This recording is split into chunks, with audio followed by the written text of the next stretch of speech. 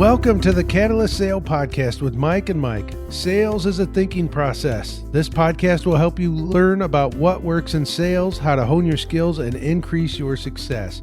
I'm your host, Jody Mayberry, and of course I'm here with Mike Simmons, co-founder of Catalyst Sale. But we also have a guest I'm very excited about. Our guest is Ann Wolf.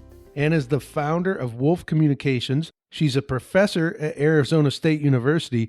And perhaps my favorite thing I can say about her is she's a storyteller. Mike, tell us how we got connected to Ann and why she's a guest on the show.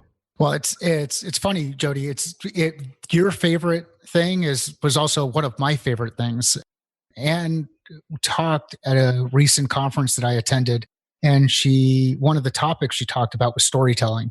And we've discussed this a number of different times, the importance of storytelling. We've had others on the podcast before who've focused on storytelling and weaving that arc together.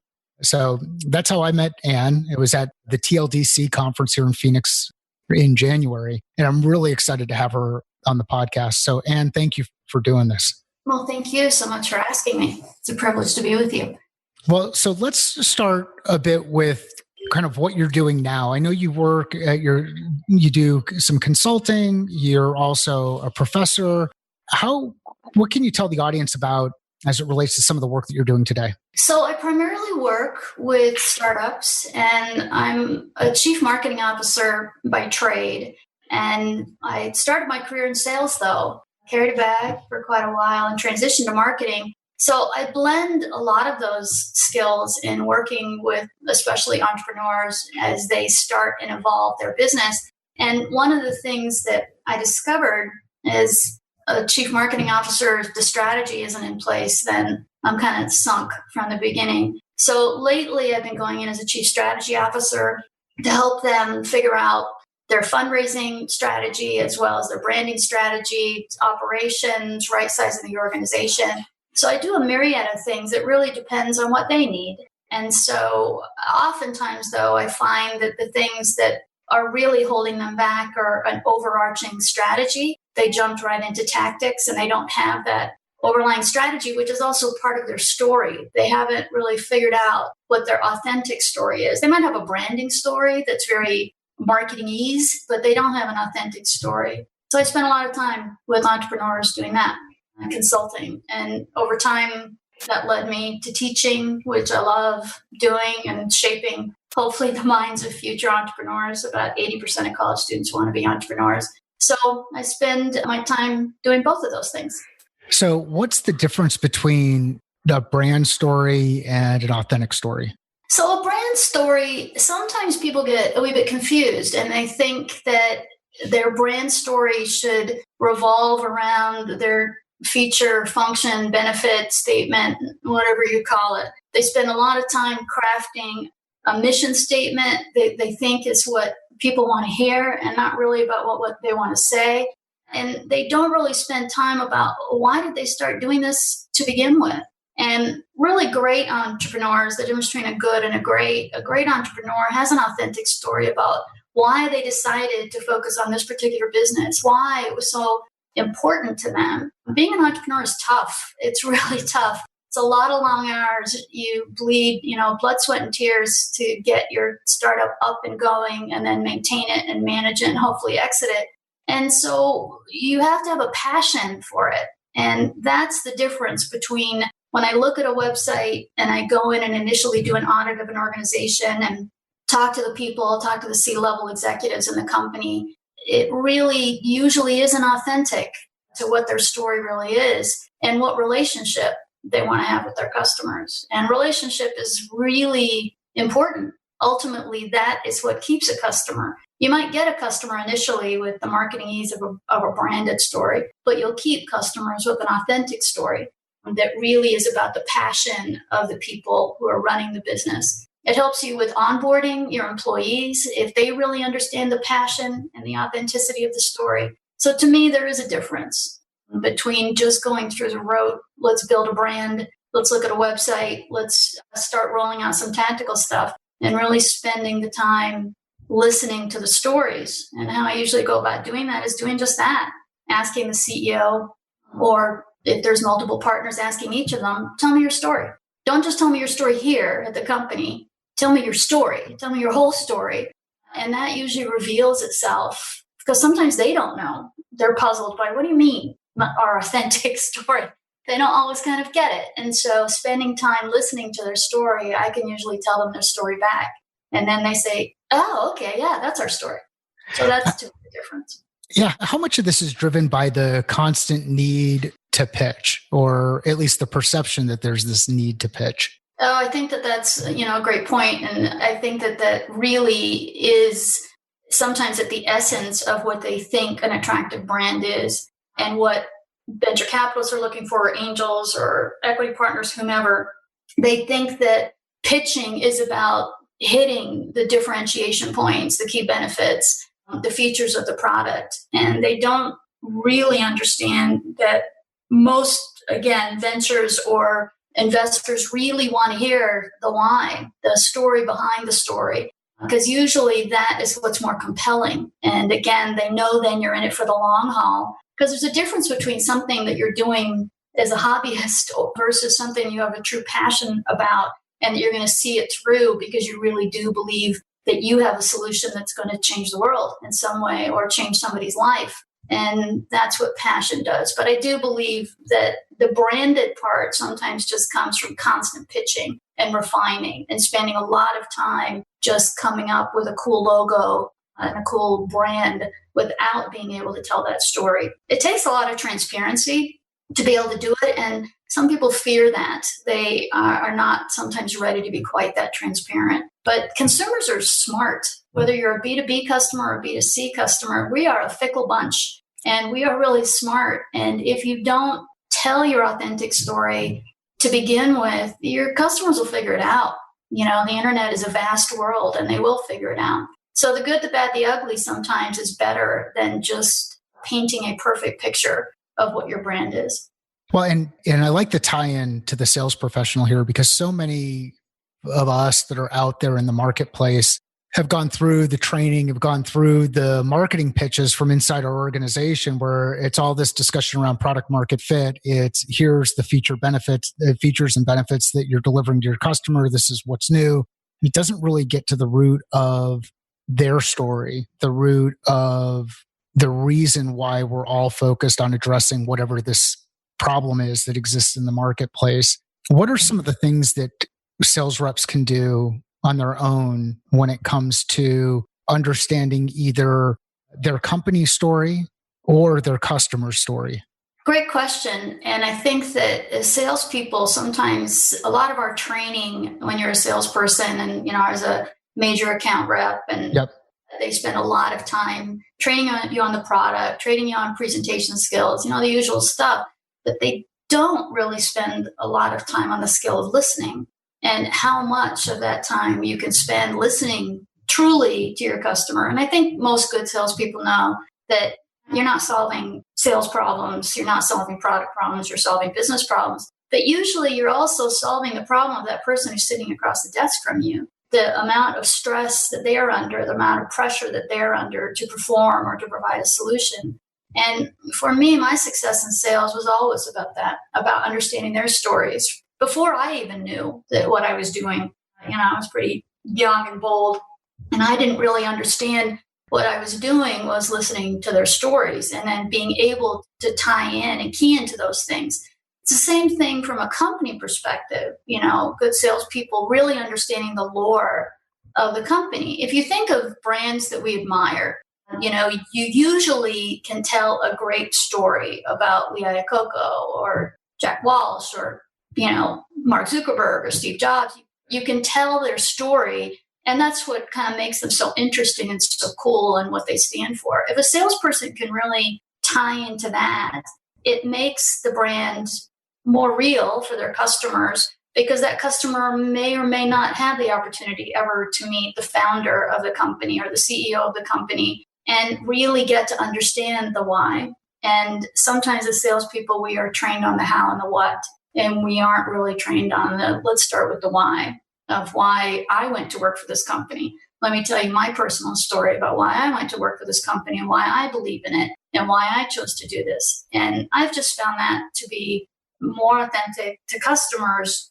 And it's the only way really that I knew how to sell, was to really be truthful, honest, listen, and share my story and understand where they were coming from. It's a much more personal approach. It is a much more personal approach, understanding what they really believe in. I'll tell you hopefully a somewhat short story. When I worked for Sperry Univac way back in the day before they merged and became Unisys, I had made my quota the first year, my rookie year, and as a reward for that, I was given a major account, Los Angeles Unified School District. And so I was walking pretty tall. I went and bought myself a new suit and drove on down to LAUSD. And I met a bunch of the people there, and then I met the assistant superintendent.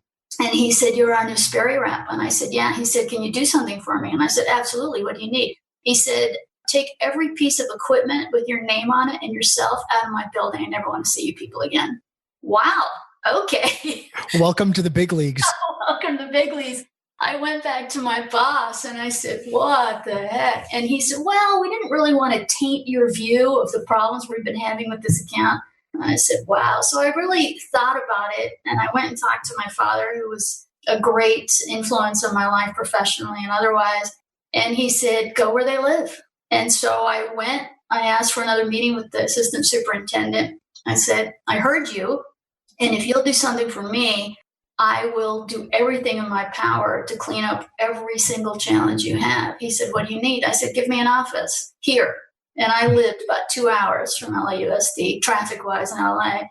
I said, "Give me an office, give all the engineers an office, and we will live here. We will work here every single day." And we did. And we had a status meeting every week with the director of technology until we went through every single small, big, huge problem they had. We fixed everything within 12 months. I made my quota that year, and I made my quota the following year and the following year with them, and ended up having a great relationship with them. And at the end of it, became pretty close with the assistant superintendent. And he said, "I really didn't think you could do it." And I said, "Well, I've heard that before.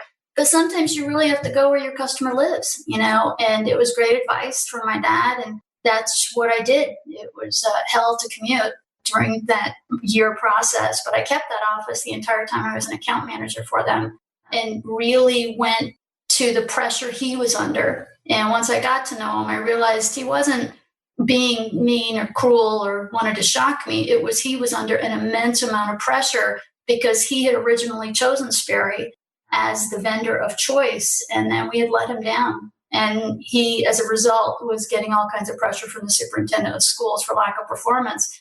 So I needed to make him look better. And understanding that it wasn't about me and my new suit and feeling great about being, having a mainframe account, a major account, it was about solving his problems. It was a great lesson to learn very early in my sales career. And I think there are a lot of people out there who'd say, "Well, I can't do that. I can't be on site with the customer every day, or I can't be in the office because maybe just the size of deals that we're working on wouldn't warrant that type of investment." But one of the takeaways from this is you can just in your vocabulary, the vocabulary that you use with the client, with your customer, with your partner, as you build that relationship, can reinforce that perspective. Speaking in the context of we, highlighting that we're in this together. You have a vested interest in helping them be successful. You care about the things that they're running into. So there's ways that you can bridge the gap without actually being there physically, but you can be there from a vocabulary standpoint and from a direct engagement. I mean, many times I'll talk with clients and want them to look at me as an extension of their team. I should be part of their organization. And in order to do that, I've got to understand the culture. I've got to understand what's important to them. It's not about me. Absolutely. And at that time, the movie Stand and Deliver was about to be released. And that was based on a teacher in Los Angeles Unified School District. And that was, I think, year 2 or 3, they invited me to the premiere, and then they had set up a foundation in his name. And I did make a lot of money off of that account. And, I wrote a big old check to that foundation because I really did also believe in the why of what they were doing and why it was so important. At that time, they had 80 different dialects being taught in Los Angeles Unified School District. They had a huge challenge with everything from they are the backup food system for earthquake preparedness and disaster preparedness in Southern California. All stuff that really doesn't have anything to do with their primary mission, but it is the reality of which they faced.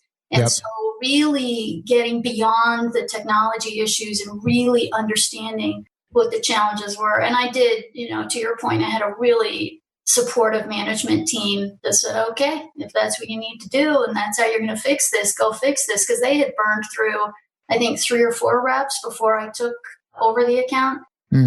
And so I had a really supportive management team, and that really, really helps a lot. So I want to shift gears here a little bit. You've had an opportunity to work with some really interesting brands. One of those brands is Apple. Can you talk or share your story relative to Apple and your experience at Apple? Sure. It was kind of it started off very non-spectacularly, actually. Here I was selling mainframe computers, and during that time, a recruiter called me about this little, fruit company selling these little toy computers, these personal computers.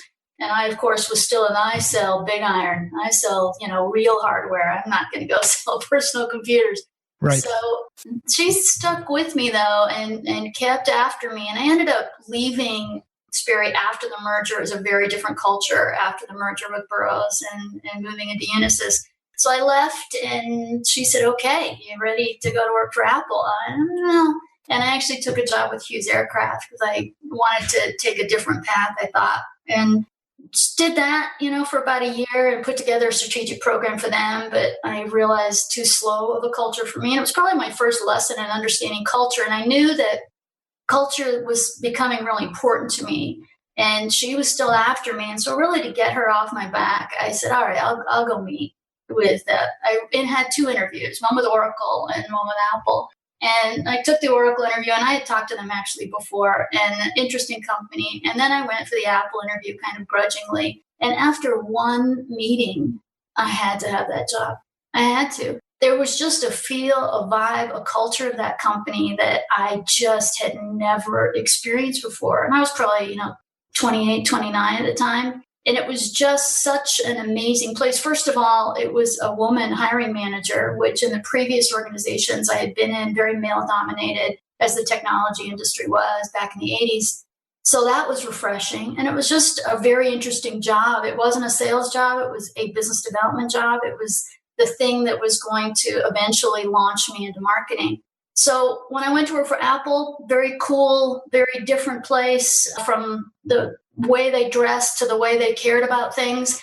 When I worked for Sperry, everything was about how skinny your briefcase was, how nice your suit was, how big your office was. And at Apple, they didn't care about any of that stuff. Everybody walked around with black fabric briefcases. Nobody wore a suit, and nobody cared what anybody's office looked like. It was just going at an entirely different speed.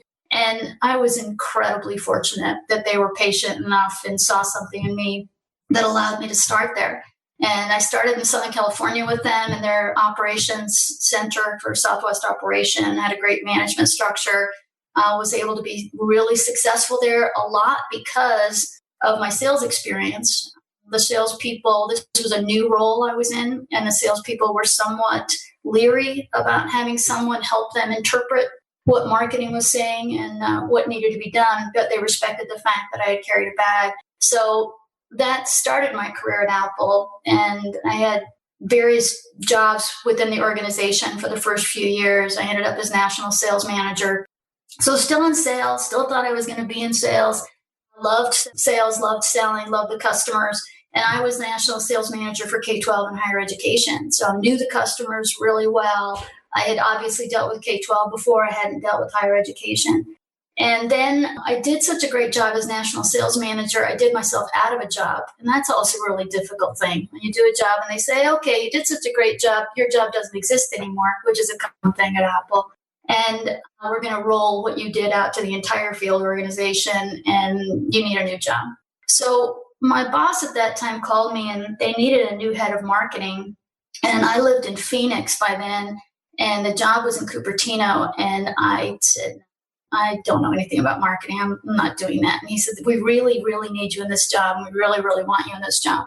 So once again, I go kicking and screaming into an organization, and that I took over that role, and it was only supposed to be for a year. I'd commute for a year because I wasn't going to move my family. I had a young family at the time, and I really it was like coming home after I realized what my job was and understood what the task at hand was. Marketing was the creative outlet that I had always applied to my sales role, but I had never had the latitude to be able to really implement.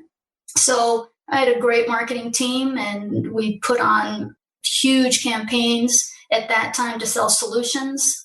We were bundling our software with our hardware because our hardware was losing market share rapidly, and our margin was also slipping. So our vice president at that time had the great idea to bundle solutions in with the hardware, and we started doing pretty well, and we were kind of keeping the lights on. This was now during the 90s, the late 90s, and my intent, kind of to sell solutions was a good one, and the organizations was a good one, but it really wasn't at the core of what Apple's business was, the hardware business. So I started really talking more and more at that point about customer relationship. And this is why I believe it's so important. And I was really kind of counterculture to Apple at that time because everybody was still focused on feature, function, benefit kind of thing. And our K-12 and higher education customers were really loyal.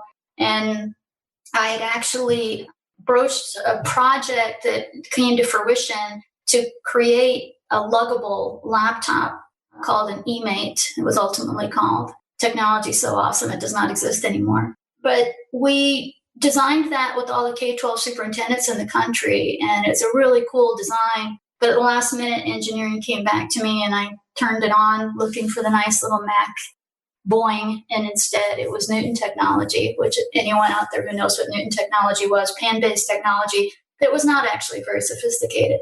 So I was taking a lot of heat from all sides, and I pretty much decided to leave Apple because that year that I had said I would commute had now turned into 4 years. I kept getting promoted, and I'm still commuting from Phoenix. And so in about 1997, to be exact, I had decided, okay, I think my ride here is over. And I had been recruited by a company here in Phoenix, where I live now. And then Steve came back to Apple, and everything changed. So tell me about, or you share with us a little bit about working with Steve and why he listened to you. Like, what was it about your approach that resonated with Steve? So it's a great question. And sometimes I wonder myself what he saw in me and why I had success working with him. He came back to Apple at a time, we were about 6 months away from bankruptcy. We had gone through a couple of miserable CEOs who did not understand, especially the last one, Gil Amelio, did not understand the culture of Apple at all. And so Steve came back, and he was kind of casting about, looking for true believers within the company and people you could trust, because Apple at that time was also just a sieve of information. It was leaking out. As fast as we would have a strategic meeting, it would be in Mac the Knife and Macworld, the following week.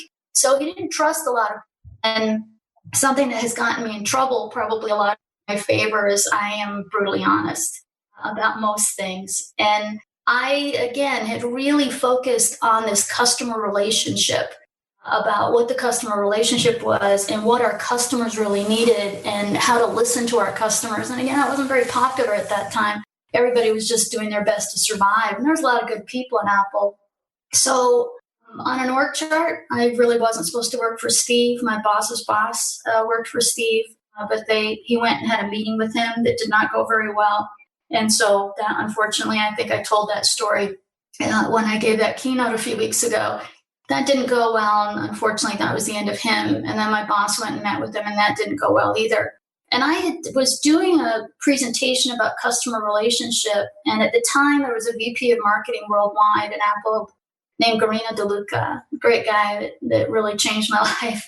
And he came to that presentation, and he got up and left. There were probably about 200 people in the room when I gave that presentation, and Garino came in and sat down. I didn't know him very well, and he got up and left. And then he came back with Steve, and Steve sat in the room for about 5 minutes of my presentation, also got up and left. And that's a daunting thing when you're an Apple person to see the icon, one of the icons of Apple, walk into your room. But I got a call from his office a couple of days later, and they said, do you want to come and meet Steve? Or Steve would like to meet you. I don't think I was given actually the choice. Steve would like to meet you, be here tomorrow at 2:00 kind of thing. Yeah. And so, when I went and met with him, one of the things that I talk about in my story is when in doubt, tell the truth. And the first question he asked me when I met him was, what do you think about Macintosh technology?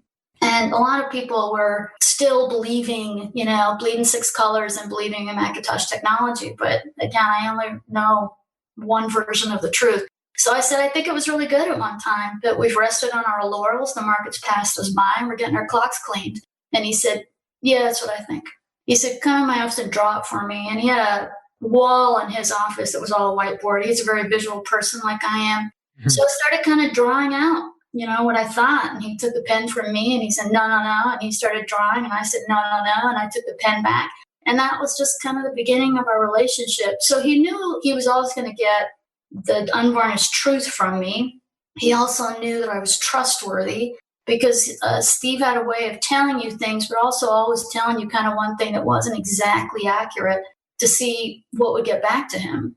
So it was very challenging because those two guys that I worked for were still with Apple for the short time, that relatively short when I first started working with Steve. And I would go meet with Steve and then get off the elevator in my building and my two bosses would be standing there saying, what did he say? And I would say, well, we just talked about, stuff. So it was a very challenging situation to manage up, but I believed very fervently in what Steve wanted to do. And something he said to me when he met me, he said, I hear you're really good. And before I could say thank you, he said, I can make you better. And I said, okay. And he did. I, again, had a pretty big job at Apple, the head of Apple's most successful division at that time, which was saying something because, again, we were kind of keeping the lights on, but the company was floundering. But people asked me what he changed about me, and my answer is everything. He changed everything. Everything I believed about marketing, everything I believed about storytelling, everything I believed about branding as a result, about product, about everything that we were doing. I was incredibly fortunate that he invested the time that he did in me, and it has influenced my life since that time in all the startups that I have worked, as a founder of or a C-level executive at, and now as a consultant. It influences everything I do. I kind of always feel like I have my father sitting on one shoulder and Steve sitting on the other, and I feel like they are sometimes my guiding force of the decisions that I make. So when you think of the things that he changed as far as mindset or thought process or just any of those changes, what are some of the common beliefs that people today may know to be true that you held true at a time before working with Steve that now are a bit different? And I don't even know if that's the best way to ask the question, but really what I'm trying to get out of this is, are there beliefs that people are operating under today that they are certain are true, but they just aren't true? And what experience can you share around that? So that's just an easy question, Mike. It's such a complex question. I think the number one thing he really taught me is changing human behavior is the most difficult thing you can do. Changing people's minds about something or someone is really hard. Yeah. Your brand is your promise. And that's the other thing I go in and talk to customers about. Everybody loves the thing when they buy it the first day, the bright, shiny new car, the bright, shiny new iPhone, the bright, shiny whatever. But it's when it breaks. Does the company keep its promise to you? Are they there? Do they stand up for their product? Or do you regret that purchase you made? Yep. That's one thing. It's about following the customer all the way through their experience, not just on the day they buy something, but all the way through to the end. And then how do you go about changing, human behavior and changing people's mind? If someone breaks their promise to you personally, you probably won't trust them again. So are you really going to trust a company that had broken its promise? And in his mind, Apple had been breaking their promise for years by not providing great technology. we were naming our products all kinds of bizarre, strange things. The Quattro, I can't even remember. They weren't called Macs anymore. They were called a bunch of other stuff. The technology was not seamless. Customers were having a real problem with it. The price was going up, and Windows machines were just coming in and just killing us as a result. So I learned about promises from him. He was determined. And one of the things he said to me, because he knew actually I was wrestling with staying, because I still had this problem. I lived in Phoenix and my job was in Cupertino. And he knew I was really, and he was really doing his best to get rid of a lot of people that he felt were just kind of hangers on and keep the people that he valued. But, one of the things that he really talked about was the value of doing something great. And so one of the things he said to me is, we're going to make Apple great again. You want to help me with that? When someone like Steve Jobs says that to you, and he had a way of making you feel like it was just you and him, Yep. you two were just going to do it. It was a very small group of people at that time that he trusted for whatever reason. So I think that then having the opportunity to see that in action, I learned a lot about decisive leadership, his unbelievable, unwavering decisive leadership of what needed to be done and what did not need to be done. Sometimes as salespeople, our days are really busy, really crowded. You have customer calls, and you got to get in a CRM and see what's going on. And if you're in the position of being an account manager, great, but maybe you're a hunter and you're just going out there prospecting like crazy, and then you got meetings. His attitude was always, it's just as important to know what you're not going to do as what you are going to do. So maniacal focus was another lesson, regardless of the job that you have at Apple or any company, having maniacal focus about what you're going to achieve. And that then led to the Think Different campaign, and working with him on the Think Different campaign was a master's class. He knew at the time I wanted to get my MBA, which I have since gotten, but he said, I promise you, if you stay here, this will be a better master's than anywhere else you'll ever get. And he was right. He absolutely was right, because, Shayad Day was our agency of record, I think, at that time. And they would come in and pitch, because Apple had not done a major advertising campaign in 4 years. It takes about $40 million to run, and Apple didn't have that money. And the salespeople were just begging, please go out and create demand, do something. Yep. And so when we did the Think Different campaign, and he went with the board's approval, and the board said, yeah, we'll give you this money to run this campaign, but it's got to count. And when we did the Think Different campaign, everybody was still focused on product, including the agency. And he kept saying, it's about changing people's minds. It's about changing people's behavior. It's about changing people's belief in our brand and the promise that we broke to them, and guaranteeing them that our promise is coming back. And he really was so passionate about that. So going through that campaign with him, the planning of that was pretty extraordinary. But I won't say that everybody got it, because a lot of people did not get it. The salespeople included. When I went and was asked to go out, he asked me to go out and present to the National Sales Conference and show the commercial. And I was so excited, because I'd been working on this for months, and I just thought it was brilliant. I drunk the Kool-Aid by the gallons, and I just was really into it. And the salespeople hated it. They absolutely hated it. And, I had been one of them, and they saw it somewhat as a betrayal, because they said, where's the product? Where is the product? But Steve didn't even use a Mac when he came back to Apple, because he had no confidence in the existing technology. So we had no product to show. But the salespeople certainly did not get the correlation that customers were going to look at a commercial that had Gandhi and Martin Luther King and, Einstein, and make somehow a connection to Apple. But consumers did. They absolutely got it, that we were about to unleash something new and different in Apple. And the iMac rollout happened within about 6 months of that. And that's a great transition back into kind of where we started, which is the importance of storytelling and inviting your customer into a story, being part of your customer's story.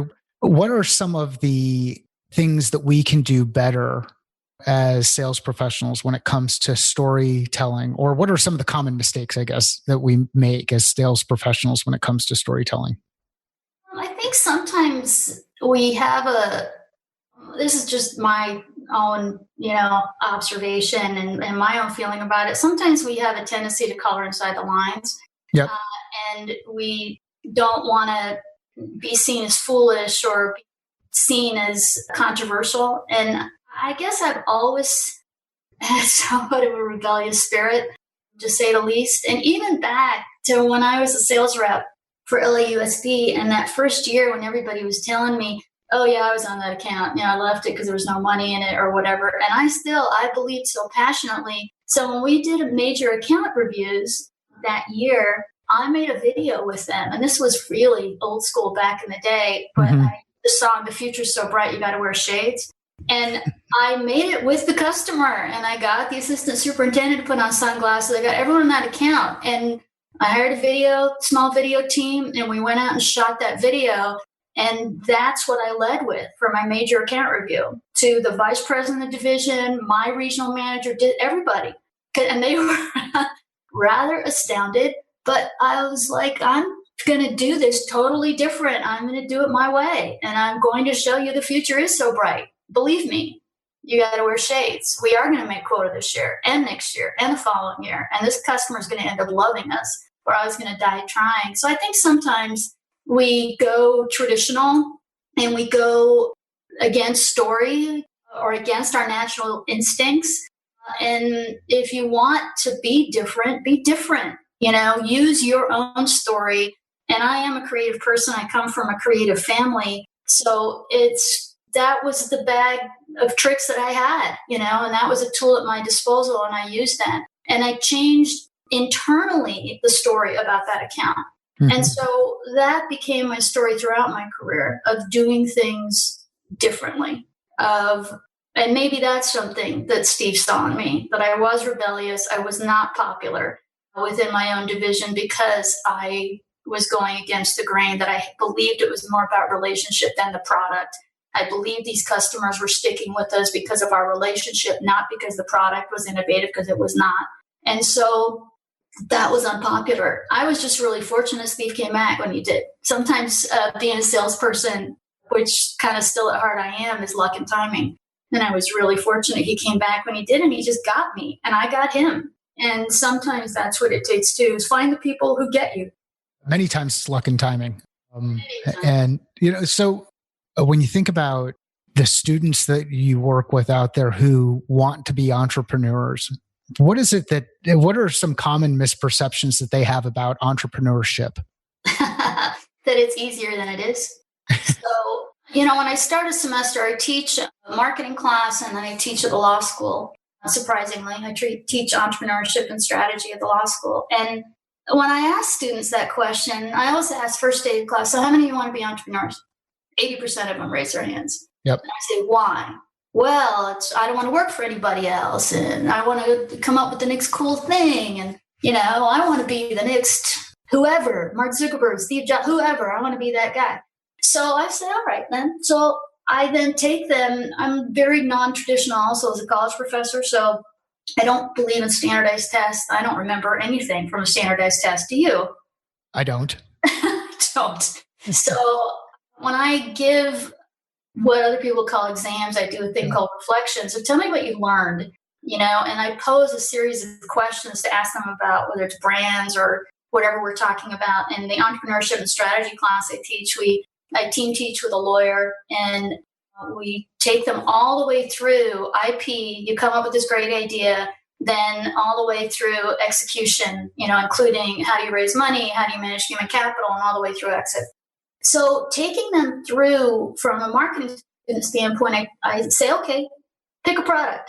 You have to come up with a cool product idea. And, I'm still fairly at the beginning of this semester. So my marketing students just did this. And some students have astonishing ideas. It really gives you great hope for our future because some of these students are so cool. There's a lot of misperception about students of this era too, but a lot of them are incredibly dedicated. But they pick a product and I take them through a series of 4 assignments throughout the semester. The final one is a final pitch, a presentation. And by the end of it, when I do final reflections, my version of giving a final, tell me what you learned, every single one of them always says, I had no idea it was this hard. Just writing the plan And I'm asking them I'm giving them carte blanche to do something theoretical, not build a prototype, just build a plan for what this product is and tell me where you're going to get the money and tell me who your customer is and tell me what the market is and your competitors. And they had every single one says, I had no idea it was this hard. But I realized as an undergrad, those are the things I did not come out of school with, or those tools about how to write a product plan, how to write a business plan, how to pitch, how to, I knew how to persuade. I was a communications major, which probably has helped me probably more in my career than anything else. And when I did go back and get my MBA, I did it for my own edification, not because I needed it from a job performance standpoint, because I was already a chief marketing officer, but taking students through that process, whether they are law students or entrepreneurial students or marketing students, giving them a practical skill that they can then take all the way through for fruition. And I have had students that have actually taken their product to market, and I've been on a couple of their boards. And it's really exciting to see a student, the light bulb go on, and it's more personal to them than just do assignment, A, B, and C and answer questions X, Y, and Z. It's like, tell me what you're interested in and what you want to do. I also teach them how to think broader. Every class, regardless of the topic I'm teaching, I start with, who's got a story? Tell me what's going on in the news that you care about. And we spend the first 20 minutes of class just talking about what's in the news. And if they can bring up anything that's of interest to them. And sometimes it's political. There's a lot of political stuff going on right now. But I say, okay, for this class, we're going to stay apolitical, but let's talk about how this decision over here impacts us as business people. And so by the end of it, that's probably the other observation as entrepreneurs. They say, you taught me A, that I have to pay attention to what's going on in the news. And then you've taught me how to change the conversation from a political conversation to a business conversation. And you've taught me how to look at the world in a bigger place. And if I've done those two things of teaching them more about the challenges of being an entrepreneur and how to be bigger thinkers, then I've done my job. Critical thinking is so important, and it seems to be a skill that is disappearing.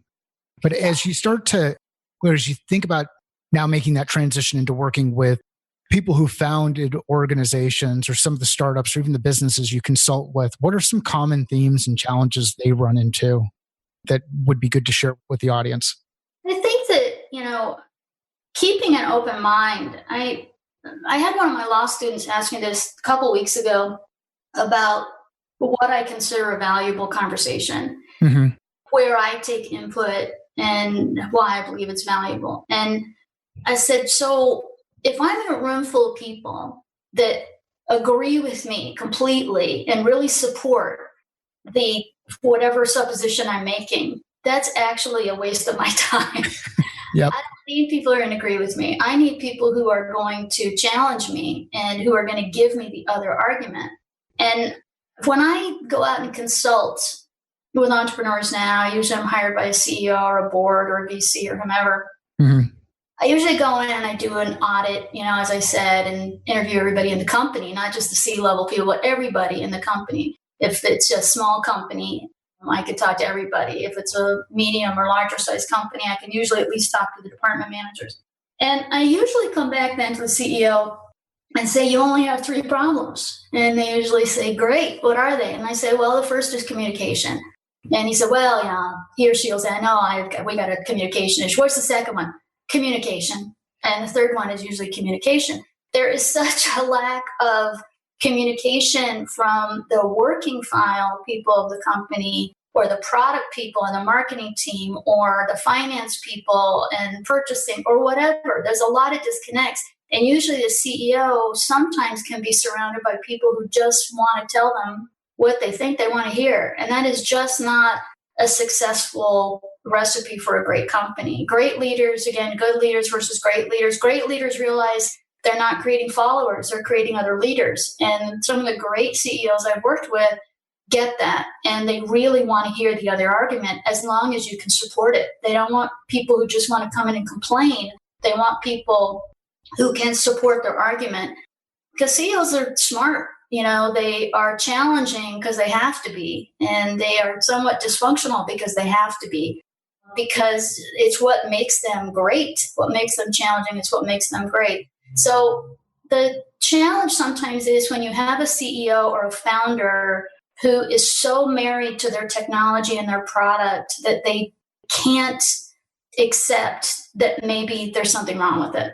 That maybe, I worked with a company here in Phoenix that the product is just wasn't quite there yet. And I was the CMO for that company. It just wasn't quite there. Subsequently, the salespeople couldn't sell it. But instead of blaming the product, they were blaming the salespeople. And as much as the senior level team, and especially the guy in charge of sales and I were saying, it's not the salespeople. We have great salespeople. It's the product. The product just doesn't do X, Y, and Z, or it doesn't pencil out as far as cost benefit to the customer. But instead, they just kept churning through salespeople. And that's probably the biggest challenge of a founder or CEO who just does not see the reality that they're facing, that their product maybe isn't fully baked yet. And that's a big challenge. Yeah. And the common theme is you've talked through a couple of these different scenarios, both in you working with others, both in educating students and working with executives inside an organization and helping them with their businesses. You've got to build a level of trust between you and the other person. And it seems like the foundation of that trust is based on intention, which aligns with understanding their story and also sharing your story. Am I onto something there? Yeah. And you've said that the magic word there is trust. And I did one of my master's thesis for the psychological profile of technology CEOs, because I was interested in some things that I believed to be true. Were they true, or was it just my imagination? And I interviewed pretty much every CEO I've ever worked with and quite a few others. And one of the most challenging things is they do not trust easily, if at all. They trust their long-term relationships. Usually their friend circle is really small. And the people they trust, very few and far between. So gaining that trust where you can be brutally honest is really a challenge. And this company that had a product issue, when I went to work for them, and sometimes the challenge is that when I go into a company, it's usually by referral, and they know something about my background, and they know I worked for Steve, and they sometimes think if I work for them, it will make them him, and it doesn't actually work that way. It doesn't? No, it does not actually work that way. But this one CEO, he said, why have you had the success you've had with the CEOs you've worked with? And my first answer is always, you'd have to ask them. I wouldn't suppose to answer that question. But I will tell you, I'm brutally honest. And he said, well, that's what I need. And I said, are you sure? And he said, yeah. I said, are you really sure? And he said, yeah. I said, all right. But when it came down to it, it was not easy for him to accept the challenge that he had within the organization. And there were other challenges within that organization culturally, but as a result, from working with a CEO, you have to remember and be really respectful of the fact this is their baby, and especially if they are a founder.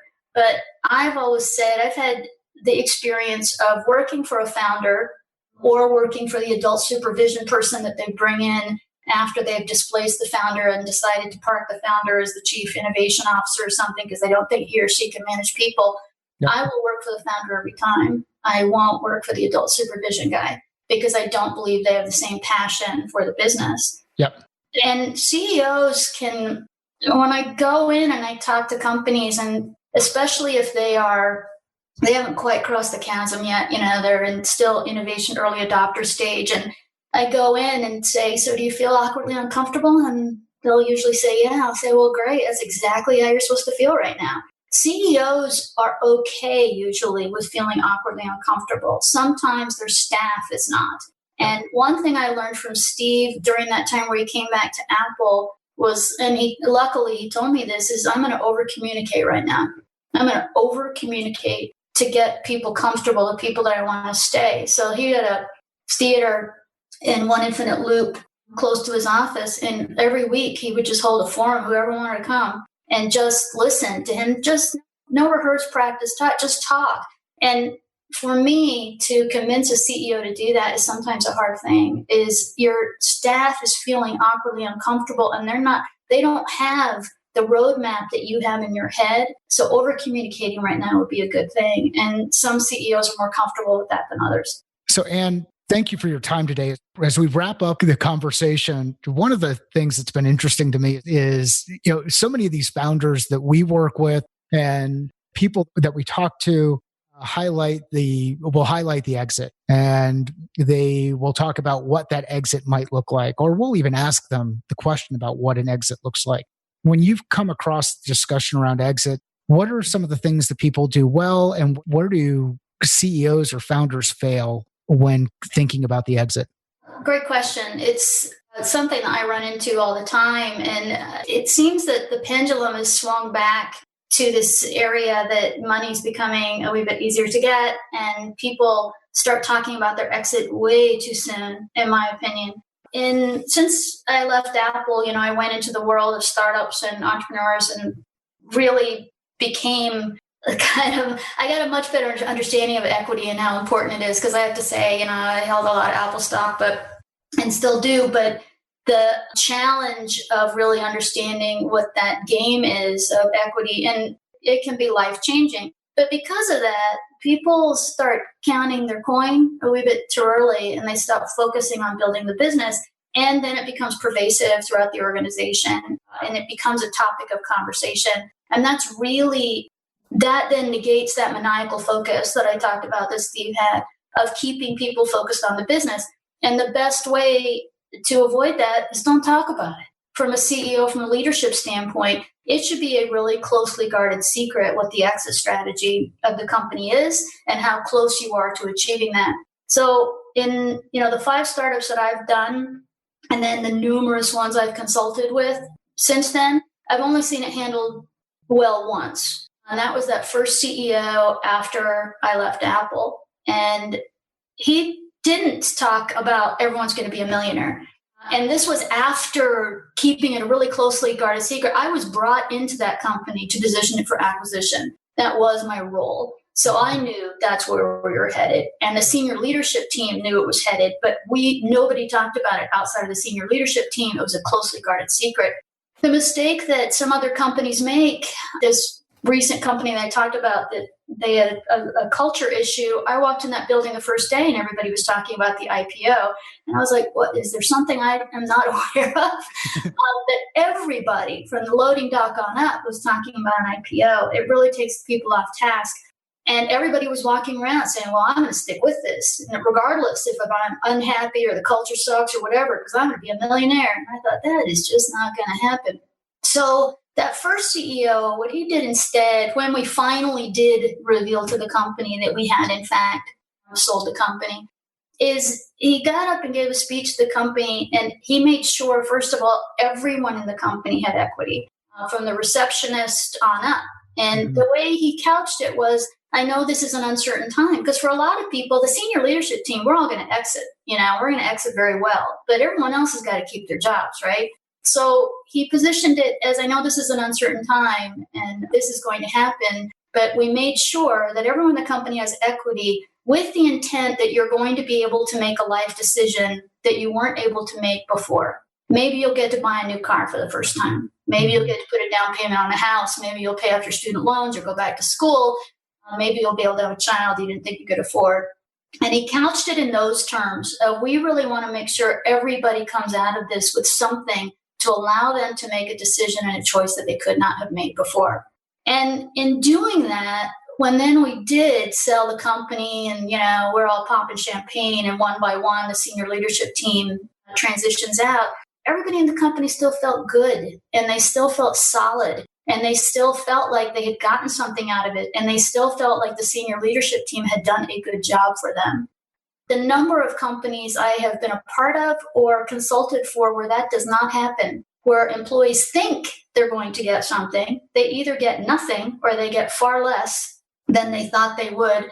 Then the founders walk away with, a lot of money, and everybody's kind of angry that they've worked really hard and they don't come away with the big check after thinking that's what was going to happen.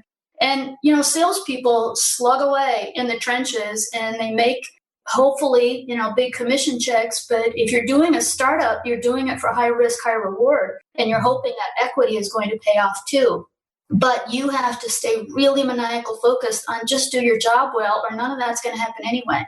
So it's probably singularly one of the biggest mistakes that I see made by entrepreneurs in startup environments. Everybody just starts counting their money way, way before they're even close to attaining success. Well, and how often does that exit, whether it's through IPO or through, well, I guess IPO would be timed a little bit differently, but let's say that they're in the process of either divesting or selling the company or seeing money come in. How often does it happen in the time frame that the founder or even the senior leadership team expects it to happen? It's taking much longer than people think by and large. It used to, depending upon the era we're talking about, you could sometimes get out within 36 months. Now it's about 7 years, which is a long time in startup time. That's a lot of stress and strain, a lot of blood, sweat, and tears, as I said. But it probably about 30% of the time. And of that 30% of the time, I would say less than 5% of the time do they make sure that equity is spread across the company. A lot of companies don't culturally aspire to this belief that everyone in the company should come away with something. I do. I believe that it builds the culture of the company if everybody is motivated by the same thing and as everybody is building value in the same way. But a lot of companies don't believe that. And the number of startups that fail right now, we're at about the 70% mark of startups that can't. I consume information, which is another thing that I ascribe to. People who are listening to your podcast, people who read, people who listen to a lot of podcasts or information or talk to a lot of people. I network all the time because I just am fascinated by people's stories. Consume information and you can really see the pattern of kind of the new trends of what people are looking at. But in some ways, I kind of go back to the old school stuff, and Crossing the Chasm is still one of my favorite books. I still teach it. I still talk about it. It's still a really important book because that's still where companies cannot get across that chasm from innovators to early adopters. They can't get to early majority, and that's usually where they fall off. And it takes either longer than you think it's going to take, or you never get there. Through a multitude of reasons, you don't get there. So it's a risk. It's still high risk, high reward. But of the 5 startups that I've done personally, I've had 3 that have been really successful. I've had 2 incredible crash and burns. I learned more from the crash and burns, frankly, than the successes were really fun, but the crash and burns were incredibly valuable. Of the things that sticks with you, the woulda, shouldas. And so you have to take the good with the bad. And sometimes if you haven't done a lot, if you're a young entrepreneur, surround yourself with great advisors who've had great success and great failure. I happen to believe I'm one of those people that believes failure is accomplishment. A lot of people see failure as a negative thing. I see it as a positive thing. Failure is accomplishment. It means you were in the arena, you played the game, you gave it all you had, and it didn't work out this time, but you learned a ton. So failure is accomplishment. So if you don't have that experience, surround yourself with people who do. I ascribe to people having mentors, people that will give you the truth and tell you what's real and what's not real about your personal brand, and build your own personal brand. I believe that's really important about what you stand for, what your ethics are, what your code is, regardless of the companies you come and go from, that people know you by reputation because they understand and know your brand. And a lot of people don't spend time developing their own brand. And I believe that that's really important as well. And this has been great. Kind of highlight a couple of the points that you made by just reminding everybody, the people around you who are a little bit older, they likely have earned the wrinkles they have. The people who have had an opportunity to work in multiple startup environments have earned the scars. They've been in the arena. Leverage their experience, learn from others. Don't work inside your echo chamber. Expose yourself to other thought patterns, whether it's through reading or podcasts like this. And can you share with everybody where they can find more information about you? And if they're interested in connecting, what's the best way to do that? Usually the best way to do it is on LinkedIn. So you can look me up, Ann Killen, Killen, which is my maiden name, and my married name is Wolf, so Ann Killen Wolf. On LinkedIn, I do have a Twitter account, Ann K. Wolf, although I hate Twitter. I'm one of those marketing people. I think we're oversaturated by social media, but I do check it because it's a necessity and I have to. But, they can find me in either one of those areas. I'm always looking for great and cool new conversations and new people to work with. So I'd welcome the opportunity, anyone who wants to reach out to me. And this has been such a great conversation. And I know this takes us way back earlier in what you're talking about. But when you said that you start off your classes by saying, who's got a story? That's just incredible. I've never heard of anybody else doing that. And I think that's such a great conversation starter to get people interactive. So among everything else you told us and shared with us today, I really appreciate that. Well, thanks. It really also, from a self-serving standpoint, keeps you really fresh in the market to know what they care about. What are they interested in? What are their opinions and views? And as I said, a lot of people have preconceived notions about millennials or college students this age. And I am here to bust those. They are motivated and intelligent and creative, and they give me great hope for the future, because college students, it's really hard to be a college student, and many of them want to go out and change the world, and it's very inspiring. Well, thank you so much, Ann. And of course, thank you, Mike Simmons. And thank you for listening to the Catalyst Sale Podcast. Thanks, guys. I appreciate it.